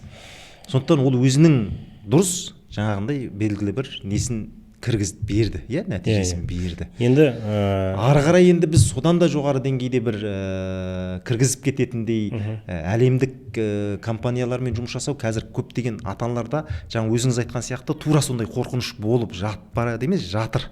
Ертең қалай өзгеріп кетеді, бұл тағы өзгере бере ма, сөйте ма, бүйте ме деген сияқты. Бірақ мен ойлаймын, ол әрине жаңаланып тұру керек, өзгеру керек. Әлемнің сондай мықты тестілеу орталығының тәжірибелері болса, бізге енді оны пайдалану керек деп ойлаймын. Өзіңіз қалай? Бізде жалпы педагогикалық өлшеу орталығы бар, неште, тек қана жалғыз. Жалпы тестология деген бағыт елде дамымаған, оның мамандар жоқ. Арнайы оқытылған ғылым бағыты ретінде жоқ та, педагогикалық өлшеу, тестология. Бұл өзі педагогика саласында бір бөлек бір ғылымның бағыты. Мысал үшін дүние жүзінде жаңағындай Голландияда бар, Европаның барлық тестілеуін қарап отырған. Одан кейін жаңа Америкада ETS Global бар. Олар мысал үшін жаңа тесттердің жалпы адамнан бір сұрақ қою арқылы, оның алған жауабы арқылы көп нәрсені ашып бере алады. Сондықтан тесттің түрі, мысалы SAT-ді білетін болсаңыз, егер бір қате жасасаңыз, сізден бір балл алып тастамайды ғой. Иә. Сізден 0,2 балл ғана алады да. Оның үлесі бар да. Мысалы үшін сіз нені білмейсіз, Қазақстан тәуелсіздік алған жылын білмейсіз бе, әлде көк тудың авторын білмейсіз бе? Екеуінің үлесі әртүрлі, көрдіңіз ба? Бізде мысалы үшін 140 балдың ішінде сен анадан қателестің де мынадан қателестің, немесе математикадан бір тригонометриядан қателестің де үшеуінің үлесі бір, да, салмағы бір. Ол құнсыздандырып жүреді да бір бағытты. Бір бағытты қатты құндылық жасап жүреді. Сондықтан бізде балаларда таңдау бар да. Мен мына жерден ұтайын, жалпы. Сонымен общий балды көтеріп аламын деген сияқты. Ол айла қайдан келді? Өйткені бізде жаңағындай дұрыс қарастырылмаған. Сондықтан бұл тестология бағытында егер бізде өзімізде жоқ болса, қазір негізі бұнау бар институттар дамыту керек та. Иә. Бізде дамыту керек, солармен шетелдімен оқыту керек, бірлесіп тәжірибе алмасып, өзіміз тесттерді жақсы деңгейде шығаратын SAT бізден ертең тәжірибе алмасатындай деңгейге жетуіміз керек та. Бізде білім барлығы бар, технологияның барлығы бар, бірақ жалпы сол бағытқа мемлекеттік саясаттың көзқарасы дұрыс емес та. Жаңағы нәрсені өздеріңіз кезінде істедіңіздер ғой, жаңағы кіргіздіңіздер. Біз ол жерде көп ұсыныстар жасап жүрдік. SAT-ға біз интеграция жасауымыз керек, өйткені біз жоғары білім саласы дүниежүзілік деңгейде танымал болу үшін біз өзіміздің SAT-ға интеграция жасаймыз. Соны меніңше бірінші қазір қадамын жасап жатыр, бірақ меніңше қазір біздің даму деңгейімізге қараған кезде бізге тура SAT-ді алып көшіріп алып келу керек та. Бұл жерде бір Америка ашып керек емес. Қазір ол SAT-ді аламыз, өзімізге аударамыз, біздің бағдарламаны өзгертеміз, сөйтеміз, артында не шығатыны түсініксіз әлі. Бұл тесттің мазмұны жалпы не үшін керек? Біз ертең біріншіден университетке түсу бір ортақ тест болу керек қой. Иә. Сондықтан егер біз қазір әлемдік университеттер қазір шетелдік университеттің бәрі филиалын ашып жатыр, оларға қазір біздің өзіміздің бір ойлап тапқан тестімізді мойындату дұрыс па, дұрыс емес па? Меніңше дұрыс емес. Немесе олар бар ұбт-ны мойындау керек, немесе біз қазір SAT-ді толға келіп осы жерге отырғызуымыз керек, оған қосымша өзіміздің Қазақстан тарихы, қазақ тілі басқаларын қосуымыз керек, модуль ретінде. Болды. Басқа меніңше бұл жерде бір Америка ашатындай жағдай емес. Тереңдікке кетіп. Сол арқылы мысалы үшін сен қазір мектептерде мысалы үшін IB бағдарламасын білесіз ғой. IB-ні бітірген балалардың өздерінің аттестаты табелі болады. Сол арқылы кез келген дүниеде университетке барсаңыз сіз таниды. Ал қазақстандық аттестатпен келсең, аттестатты ешкім танымайды. Сондықтан мемлекеттік мекемелердің өздері жаңағы интернешнл халықаралық бакалавриаттың аккредитациясын алып, соның табелімен шығармақшы да барлығы. Егер біз мектепте соған көшіп жатсақ, неге университетті бірден көшіре салмаймыз сол? Мектеп деңгейге түсуді. Онда біз SAT тапсыратын. SAT дегеніміз бір аспаннан айдалып келген нәрсе емес, ол да мектептің бағдарламасы, бірақ өлшемі құндылығы әртүрлі сұрақтар бар ішінде. Егер сіз дұрыс жауап берсеңіз 1 балл аласыз, қате жауап берсеңіз 0,2 балл аласыз. Ол да тура сол мектептің жалпы енді ұбт бізде сол SAT-дің кішкентай көшірмесі ғой, алып келіп көшірме жасағанбыз. Жалпы сол пәндер, сол өзгерістер, онда бізде біз бірден халықаралық интеграция көшетін едік мектептерді, бірден. Біздің мақсатымыз сол ғой, бірақ біз мақсатымызды қоямыз да өзімізді сол мақсатқа жетудің бір қиын жолын іздейміз да. Бірден ауыса сал болды. Болса да интеграция кетіп бара жатсын. Иә. Жаңағы Назарбаев зияткерлік мектептеріне қабылдау емтиханы есіне түсіп жатыр, жаңағы неден 1500 балл деп қояды да, біз енді көп адамдар солай ойлайды ғой, әрбір сұраққа 10 ұпайдан деп. Бірақ іс жүзінде ол жаңағы 1243, 45 деген ұпайлар жатады. Соған жаңағы бір айқын дәлел болып тұр ғой, жаңағындай ол 10 емес. Массалық үлесі бар да. Массалық үлесі бар әрбір нәрсенің деген, иә. Негізі меніңше ол дұрыс. Дұрыс, өте. Егер сен жаңағындай егер тудың авторын білмесең, ол бір мәселе. Ал бір ертең сен инженер болып түсіп жатып, тригонометриядан басқа бір математика заңдылықтан қателесең, ол бір нәрсе. Сондықтан оның үлесі болу керек. Бізде мысалы үшін мынандай жеңіл сұрақтарды журналистерде жаттап алады, депутаттарды жаттап алады ғой. Соны айтады да, соны айтқан красавчик, айта алмаған не красавчик болады да. Бірақ егер ол оның биографиясын қарайтын болса, ол кісі мост салған екен да, үлкен Қазақстанда жоқ мост салған мысалы үшін, туннель салған екен Қазақстанда жоқ нәрселесі. Ол инженерлік тұрғыдан өте мықты да. Бірақ біз оны бір нәрсені бағалаймыз да. Мынаны сен білмейді екенсің, сен бізге қарағанда біз мықты патриотпыз, сен онша емессің патриот. Бірақ ол патриоттық неде қиын инженерлік нәрселер салған, екі облыстың арасын 1200 километрге қысқартқан деген нәрселерді қараған кезде ойлайсың, оны сен тудың авторын білмей ақ қойшы, осы сен туннель салшы дейсің да. Иә. Сондықтан бұл жерде мынандай мәселе ғой, мысықтың түсі маңызды емес, оны шыққан ұстағаны керек. шыққан ұстағаны керек деген тың шап. Әр адам өзінің шаруасын білу керек та. Ол өте маңызды нәрсе. Иә. Хайп қылмай жаңағы өзінің бағыты. Сондықтан бұл неде жатыр? Бұл тестте жатыр. Тесттің барлығының сұрағы бірдей, үлесі бірдей, жеңілдерін жаттап аласың, қиындарына назар аудармай қой. Өйткені сен жалпы балдық үлеспен өтіп тұрсың. Өтіп тұрсың деген сияқты әңгіме. Ал маңыздысы жаңағы үлесінде. Қиын сұрақты білсең, саған көбірек балл беріледі. Жеңілдеуін берсең, жеңіл балл беріледі. Сондықтан сол реформада бағалау жүйесінде біріншіден жаңағы бұл қазір Американың ойлап тауып керегіміз SAT-ді алып, соны максимал түрде осы жерге отырғызу керек. Интеграция жасау. Екіншіден жаңағы бағалау жүйесінде салмақты үлесті қосу керек. Кезінде мен осыны ұсынған кезде, ойбай біз қағазбен тиеміз, оларды ана кружоктарды бояп жүрді ғой. Қағазбен тиеміз, оны қайсы қандай үлес екенін қалай тиеміз деген сияқты сұрақтар. Онда мен айттым, бұны компьютерге ауыстырайын, содан кейін біз қайтып келеміз. Қазір компьютер санайды, сондықтан компьютер санайтын нәрсені өте жеңіл санап беруге болады. Сондықтан қазір дайын тұр барлығы. Жасанды интеллект келіп жатыр, тіпті оңайластыруға болады. Оның бәрін оңайластыруға болады. Біз анау сол кезде соңғы сұрақтарды дайындаған кезде жасанды интеллектті қолдана бастадық қой. Бізде жасанды интеллект негізі бізге кірген бірінші. Face ID мен бірге, одан кейін жаңағындай телефон шығарды, үстіне прокторинг жасанды интеллектпен. Біз оны үйреттік кәдімгідей. Мыңдаған видеоларды жасап, ол былай серверде айналып тұрып, соның бәрін сапырып деген сияқты үйренді да. Соны телефон шығарған кезде үстіндегі жасанды интеллект бәрін қарап отырды. Одан басқа жасанды интеллектті біз сұрақтарға қолдандық қой сол кезде. Мысалы үшін бір сұрақ, бір есепке байланған болса, оның ішінде параметрлерді өзі автоматты түрде өзгертті. Біз тек қана 0-ден 9-ға дейін мына жерде 12-ден 17-ге дейін, мына жерде мысалы үшін x1-ден x7-ге дейін деген сияқты параметрді қойып береміз, ол әр адамға өзі ауыстырып отырады. Уникальный жаңағындай параметр береді әрқайсысына.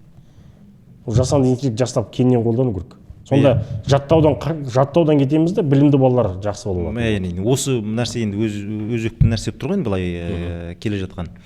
Жаңа айтып жатыр, мен тестілеу орталығында барып тағы бір ырза болып кеткен нәрсем, бұрынғы сияқты емес, андай енді бұрыннан бар ғой, бірақ ана зерттеу, әрбір нәрсеге зерттеп, сосын барып жаңағындай анализ жасап, осылай талдау жасап жатқан енді ғалымдарға, жаңа нелерге анализ жұмыстары, солардың барлығына ырза болдым. Бірақ енді тағы бір сұрақ болып тұр. Кезінде соны тестілеу орталығы менен eStudy компаниясы, енді eStudy бір құрылтайшысы бар, енді бөлек бір жеке не ретінде болды. Тестілеу орталығы мемлекеттік, сол екеуінің ортасында бір не болды, байланыс болды. Ал енді қазір естуімше сол eStudy емес, қайтадан тестілеу орталық сол ненің барлығын өздері алып жатқан сияқты, толық өткізу алды деген сияқты. Осы жағынан қалай ойлайсыз? Сол жекемен солай болғаны дұрыс па еді? Жоқ, мемлекет бәріне өзі араласып, өзі сөйтіп жасаған дұрыс па? Сіздің пікіріңіз, ойыңыз қалай? Жалпы басындағы мақсатты айтайын. eStudy құрылған кезде құрған азаматтар бар. Жаңағы сіз айтқандай бір құрылтайшысы бар, инвесторы. Біз келіп кризис менеджер ретінде кірдік қой.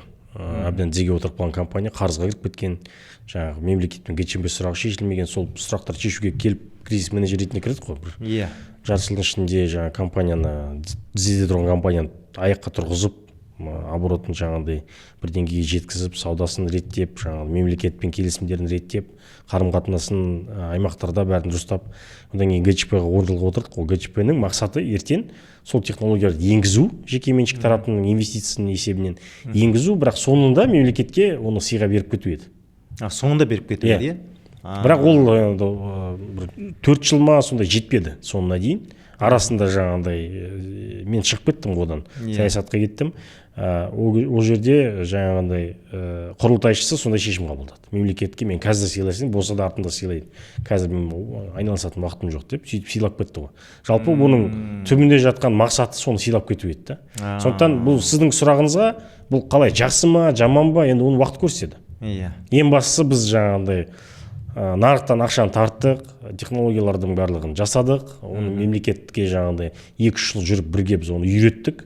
Одан кейін жаңағы өзінің қолына ұстаттық. Енді ары қарай мемлекет бұл көлікті қалай жүргізеді өзі біледі. Жаңағындай автобанмен, жақсы жолмен жүреді ма, жаман жолдармен жүреді ма, мемлекет өзі біледі. Сол жерде басқарып отқан азамат соған жауапты. Сондықтан біз соның қолына бұл рульді ұстаттық, жаңа қолына жүргізуші куәлігін ұстаттық, қалай жүретінін үйреттік.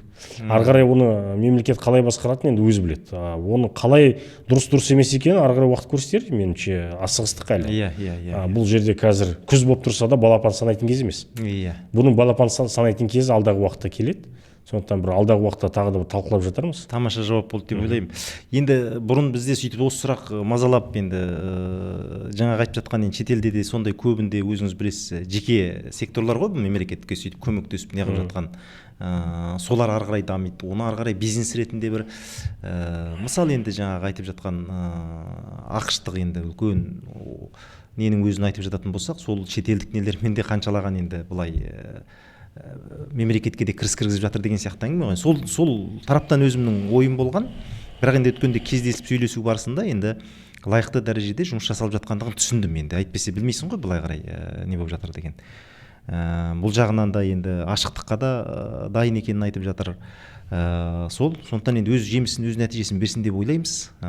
Ең бастысы сол білім саласына өзінің лайықты өзгерісін әкеліп, біздің болашағымыз үшін жұмыс жасаса ең маңызды осы деп ойлаймыз. Енді шетелдік университеттердің кіріп жатуы да біздің Қазақстанның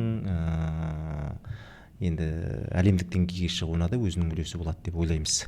Енді ары қарай өзіңіз ойда айтылмай қалдау жаңағы деген ойларыңыз болса бөлісіп кетсеңіз, айтып кетсеңіз. Енді біз білім саласының жалпы білім саласы деп қоғамда біз тек қана жаңа жоғарғы оқу орындары бар, мектеп бар, балабақша бар, және сыртқы бағалау жүйесі бар, соны қараймыз ғой.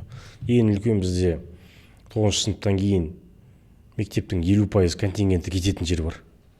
Кәсіптік білім саласы. Биыл мысалы президентіміз жұмысшы еңбек адам жылы деді. Арнайы кәсіптік білім саласында мысалы үшін 800-ге жуық оқу орны бар. Ол жерде жаңағында 600 мыңға жуық оқушы оқиды деген сияқты. Жыл сайын ол жерден де түлектер шығып жатыр нарыққа.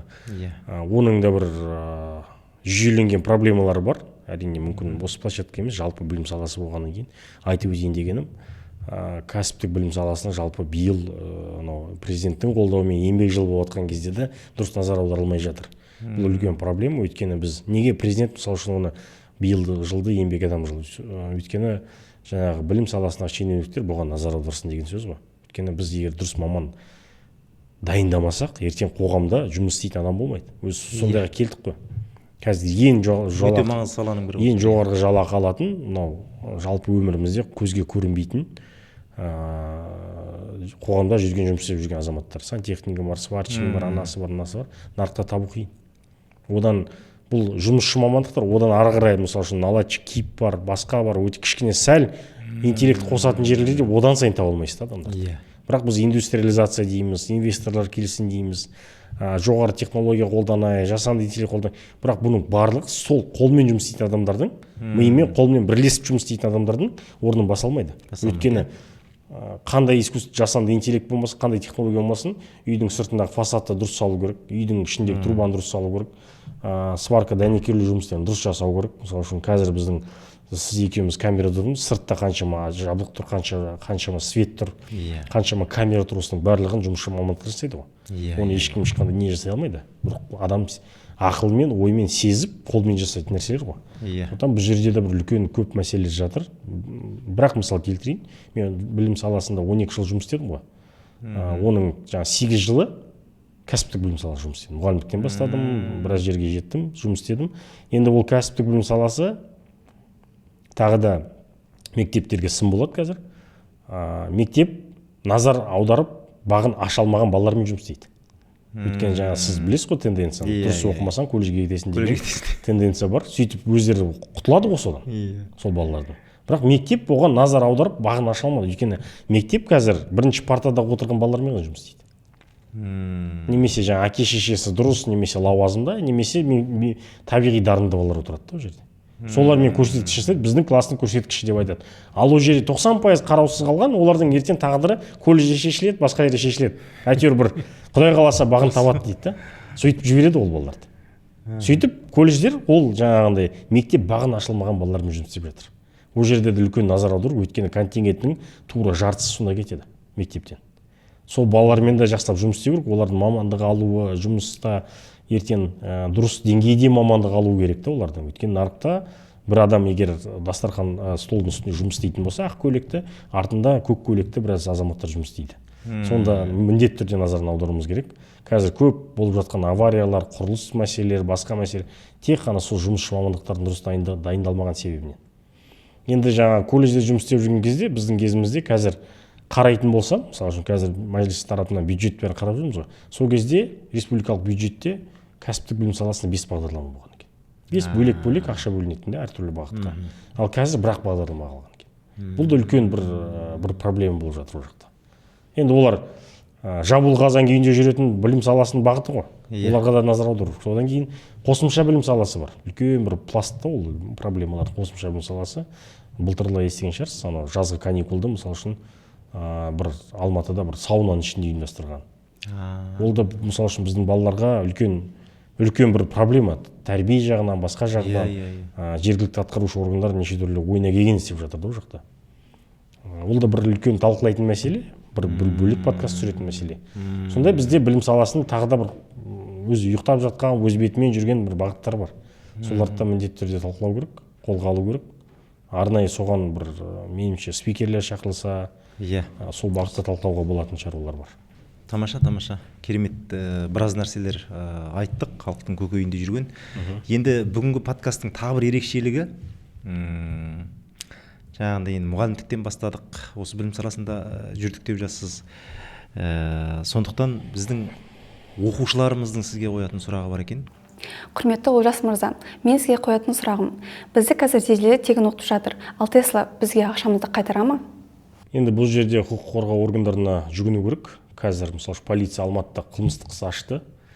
700-ге жуық заявление түсті дейді. Барлығын біріктіреді. Бір қылмыстық іс болады, бәрін біріктіреді.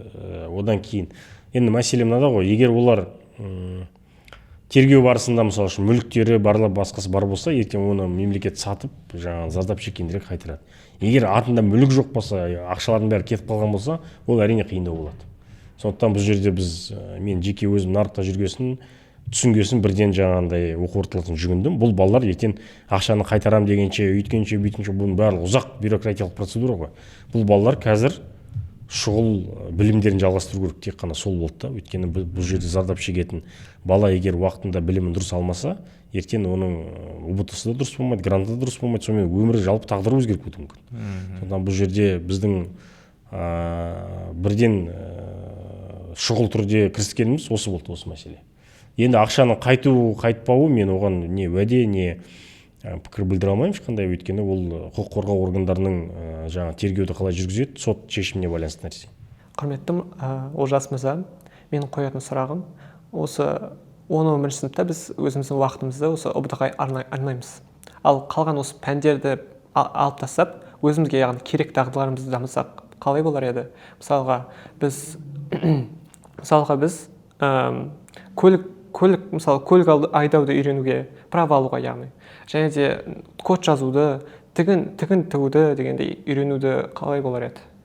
Менің өзімнің ойында жүрген, енді бұл подкастты қарайтын кәсіпкерлер болса, хай-скулдың жаңа форматы керек Қазақстанға. Бұл жаңағындай колледж емес, өйткені колледж деген өзі кішкене аты өзгеріп кетті ғой. Дұрыс емес бағыт болып кетті ғой. Дұрыс оқымасаң колледжге барасың деген бір ертең водқа жанасың деген сияқты шар болған. Сондықтан меніңше хай-скулдардың бір формат өзгеру керек. Олар жұмысшы мамандықтан қосу керек та. Өйткені не өзгереді? Біз мысалы үшін кейбір хай-скулдар шетелге дайындайды. Кейбір хай-скулдар жаңағындай адамды өмірге бейімдеу керек сияқты да. Колледж ретінде егер лицензиясын алған болса, ол міндетті түрде жаңа хай-скулды оқытатын бағдарламасы оқытады. Оған қоса мамандық беретін мүмкіндігі болады, диплом. Одан кейін оған қоса ұбт-ға дайындайтын болсаңыз, ол жаңағы үстіне нұр болады. Одан басқа тағы бір заңнамалық бір күшті нәрсе бар. Егер жаңа колледждің мамандығымен тура сол мамандық университетте түсетін болса, 3-ші курсқа бірден түсесің. Осы үш механизмді пайдаланып, мысалы үшін қазір жастарға үлкен бір жақсы траектория жасап беруге болады. Сондықтан бұл меніңше бір эксклюзив болды. Егер осыны тыңдайтын кәсіпкерлер, инвесторлар болса, мен міндетті түрде оған назар аударатын сияқты. Өйткені бұл жаңа үстіне балаға тек қана нан емес, нан үстіне май, оның үстіне қара икрасын жағып берген бірдей болады. Бұл жақсы мүмкіндік болады. Өйткені сондықтан бұл сұраққа ішімдегі жаңа келіп тұрған жауап осындай. Бұл мен айтып жүрмін. Өзім кезінде сондай жоспарым болған, бірақ саясатқа кетіп қалдым. Мүмкін қазір басқа біреуге мүмкін ол қазір үлкен пайдасын тигізетін шығар. Бірақ осы бағытта негізі дамыту керек. Бұл баланың да ойы жай кеп тұрған жоқ та. Өйткені жаңағындай тек қана қайталаумен жүрген балаға мысалы үшін бір қолмен бірдеме істеуге үйрену керек. Ол мобилография болсын, ол мысалы үшін нам пісіру болсын, ол мысалы үшін бір жасанды интеллектке промпт жазу болсын, ол барлығы мамандық, жұмыс мамандықтары. Сондықтан бір оған ұбт мен дайындықпен қоса бір диплом алып шығатын болса, ертең ол университет үшін жұмысқа түсуге мүмкіндік беретін болса, ол нұр үстіне нұр болатын нәрсе. Содан бір тағы бір ой туып жатыр жаңағына көп мемлекеттерде жаңа хай-скул деген әңгімені айтып қалдыңыз, хай-скулдар бөлек қой. Мысалы Қытайда сондай жаңағы гаукау деп жазса, сол сияқты гаужун жоғары орта дейді. Сол сияқты бөлек оларда. Қазақстанға да сондай нәрсе керек сияқты. Біз бөлдік қой кезінде. Қазір мысалы 66 мектепті алайық 1-ден 11-ге дейін. Бәрі қарасаңыз. Жоқ, мемлекет мекеме бөле алмаймыз ғой. Біз бірақ жеке меншік мекемелерге ондай мүмкіндік. Енді бізде сондай жасадық, дұрыс. Біз мысалы зерделі колледжге қазір өз бетімен еркімен баратындар аз. Біз сол системаны, сол жүйені түсінгеннен кейін хай-скулды бөліп тастадық біз. Мектептерімізде солай, жаңағы 1 мен 8 хай-скул деп 9-ды былай. Біз кезінде осы нарықта біз бірінші кірдік қой. Сонда енді ақшамыз аз, жас балаларымыз ғой. Сонда мектепті қалай ашамыз деген кезде жаңағындай лицензиялық талап 1-ден 11-ге санайтын болсаңыз өте үлкен инвестиция керек. Сосын заңнамалық өзгеріс жасап бөлдік қой, хай-скулды бөлдік, орта мектепті бәрін бөлдік. Сонда мынау біздің бағытымыз хай-скул еді, сол хай-скулды аштық қой, гарден скулды бірінші. Заңнама ретінде біз сол кезде бөлгенбіз бұны. Қаперіңізде болсын, сол кезде туындаған мәселе ғой. Дұрыс, тамаша. Өйткені 1-ден 11-ге инвестиция салу өте қиын. Өте үлкен ғимарат керек, санитар талаптарды орындау керек, құрылыс бағытында кабинеттерді бөлу керек, балалардың әр жастағы баланың өз талаптары бар ғой. Сондықтан бұл жерде хай-скулды біз сол кезде бөлгенбіз. Сол кезден басталған нәрсе ғой. Бірінші хай-скул сол кезде ашылды, одан кейін жаңағы айқанаты ашылды, басқасы ашылды. Осы жүрген жолмен осы жүрген жолмен. 25-тер содан кейін ашылды. 125-тер содан кейін ашылды. Дұрыс. Тамаша, Олжас мырза, бір керемет пайдалы сұхбат болды деп ойлаймыз. Сіздің енді айтатын әңгімелерді бір подкастқа сыйғызу оңай нәрсе емес. Сізге рахмет, көптен бері білім саласына нетпей жүреді. Анау Тесланың проблемасын бірден сразу қоздық қой іштен, соны айтамын. Ол жекең ар жағынан бір нәрсе оянды деп сразу шақырайық деп бірден шақырып жатырмыз. Оқушылардың да қойып жатқан сұрақтары керемет. Сондықтан құрметті оқырмандар, сіздерде де сондай мазалап жүрген сұрақтарыңыз болса, менің жекеме жіберсеңіздер де, видеомен жіберсеңіздер де, Instagram парақшаға жіберсеңіздер де қабылдаймыз. Міндетті түрде сол сұрақтар бойынша да жауап іздеуге тырысамыз. Жақсы, құрметті оқырмандар, бір керемет сұхбат болды. Жаңада айтылғандай, енді ойлы алайықтың ойлы оқырмандары бізді міндетті түрде қолдай жүріңіздер. Халыққа осындай пайдалы ақпараттарды тарату керек. Сондықтан лайк басыңыздар, таратыңыздар. Осы ойлайық YouTube каналын қолдай жүріңіздер. Осымен бүгінгі сұхбатымыз аяқталды. Келесі кездескенше.